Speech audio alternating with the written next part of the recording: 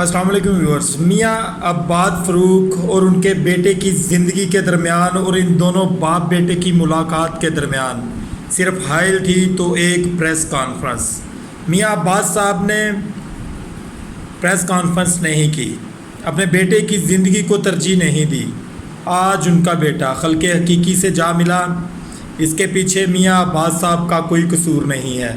ہم پاکستانی اپنے حق کے لیے نہیں کھڑے ہوتے، چاہے جو مرضی ہو جائے۔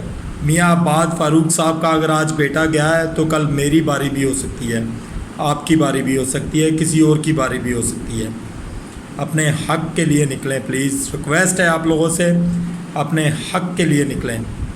میاں عباد فاروق صاحب، آپ کو سلوٹ ہے، سلام ہے آپ کو، آپ کے جذبے کو سلام ہے کہ آپ آج بھی خان صاحب کے ساتھ کھڑے ہیں۔ اللہ تعالیٰ آپ کی اس قربانی کو کبھی رائے گاہ نہ جانے دے۔ اللہ تعالیٰ آپ کے بیٹے کے درجات بلند کرے، آپ کی فیملی کو صبر دے۔ اللہ تعالیٰ ہماری دعائیں ہمیشہ آپ کے ساتھ ہیں میاں صاحب۔